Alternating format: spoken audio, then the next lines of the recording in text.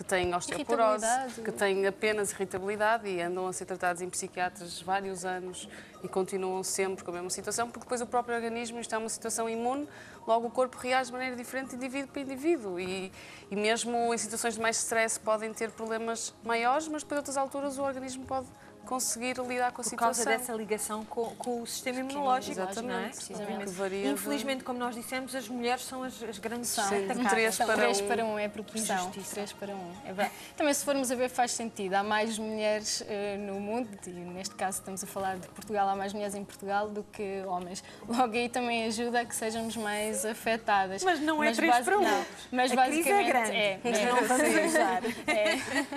Não, mas também lá está, como nós muitas vezes referimos, as doenças imunológicas estão já por si só muito associadas mais às mulheres do que o que também facilita homens. que os senhores doutores achem que é da nossa cabeça. Exatamente, são mulheres, aquilo é hormonal. As dores das mulheres e as queixas das mulheres são normalmente todas para a questão da psiquiatria. Muitos casos irem para esses. Não, mas é uma pena porque há pessoas diagnosticadas muito tardiamente e já com situações irreversíveis, lesões irreversíveis, que depois é mais difícil. Uma pessoa diagnosticada aos 60 anos, 80 anos, como nós temos sócios, em que, claro, uma pessoa que leva uma vida de 80 anos a comer glúten, a ter uma vida não normal, o organismo fica ressentido, é e difícil mesmo a própria recuperar. pessoa torna-se muito mais difícil para lidar, a pessoa depois aos... Estamos a falar nem que seja 50, 60 anos, é muito mais difícil a pessoa lidar com uma doença em que tem de fazer uma alteração na sua vida, porque é verdade, não é? Uma alteração muito grande. É a nível da dieta, mas é uma coisa que afeta. Mas que cereais é que podem comer os celíacos? Que podem, tem o milho, tem o arroz.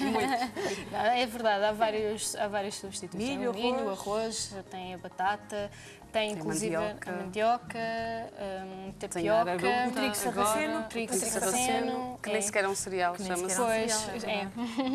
Mas há vários, felizmente, há imensos cereais e muito até diferente muito há 14 anos atrás, quando foi diagnosticada, não é? Aqui não havia substitutos. E eu também entendo um pouco os médicos, não se falava tanto da doença, era difícil, se fosse um médico que trabalhasse muito com doentes celíacos, se calhar olhava para o quadro e reconhecia logo. Um médico que não havia tantos doentes, não se falava tanto, o conhecimento não era, por isso era mais difícil eles se lembrarem de que poderia ser aquela situação.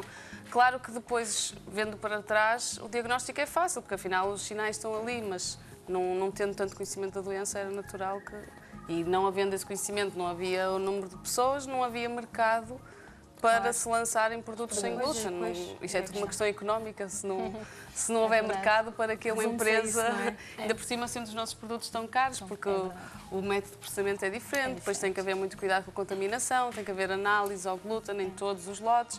Uma empresa, para assumir que não tem glúten, tem que fazer é um processo muito controlado, muito mais dispendioso tem de ser do que... mesmo. Estamos a falar de uma alergia, uma intolerância, mas todo o processo é como se fosse produtos para pessoas com alergias mesmo. Estamos a falar de produtos que têm de passar por todo um processo de segurança, de controle, higiene, tudo, que não pode haver realmente falhas. Os produtos têm de ter aquela quantidade máxima de glúten e não pode ultrapassar.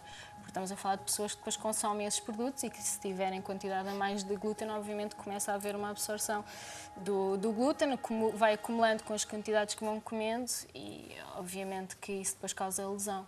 E nós já vamos falar mais concretamente das tais consequências dessas lesões que acontecem ao nível do intestino quando se consome o tal glúten anos e anos a fio. Eu sei que no seu caso, Carmen, isto custou-lhe um sonho que tinha também, não é? Estava em Espanha... E, entretanto, eu estudava em Espanha e a doença celíaca acabou por nos jogar um bocadinho o sangue da medicina para o alto, porque eu não entrei em Portugal, então a minha continuidade em Espanha, eu não podia continuar em Espanha longe dos meus pais doente como estava, não é?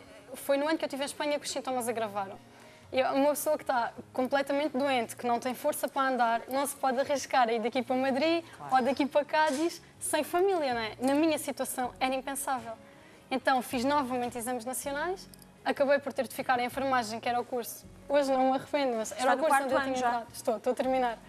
Mas pronto, acabou por jogar um sonho. Eu não podia continuar tão longe dos meus pais e era impossível, impensável naquela altura.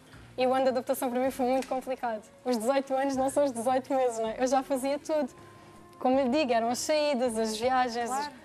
E pronto, foi um ano mesmo muito complicado. Mas felizmente, ao final do ano de diagnóstico, tinha as minhas velocidades reconstituídas a 100%, sem vestígios de glúten analíticos. Portanto, foi certinha e correu tudo bem. Daí falar sem ser saudável quando se segue a dieta. Eu esqueço-me que sou doente. Isto é mesmo verdade. Se não fosse a dieta, porque aí eu tenho que estar sempre atenta, eu esqueço-me que tenho uma doença, porque eu faço tudo. A única coisa onde eu acho que me vou condicionar é este ano, a viagem de final de curso, que eu não vou poder ir, porque há alguns países que não garantem. Pronto, nós contactamos, eles não garantem, não asseguram, e é assim, arriscar, um celíaco não arrisca. É a nossa regra de ouro. Em caso de dúvida, um celíaco não consome. Claro. Foi a primeira coisa que me ensinaram quando dirigi a associação. E é porque eu calculo que não seja difícil aprender essa lição, porque as consequências são...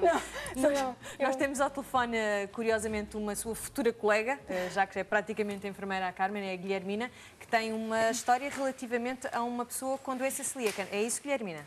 Sim, Adelaide, boa tarde. Olá, boa tarde. Parabéns pelo seu programa. Já sei que tem que ser breve. Eu estou a ligar porque quero contar que há cerca de 34 anos atrás não era conhecida, como continua ainda a ser pouco conhecida, apesar de tudo. Mas eu tinha assistido a um congresso onde foi dado dados sobre esta doença. Fiquei até com alguma literatura.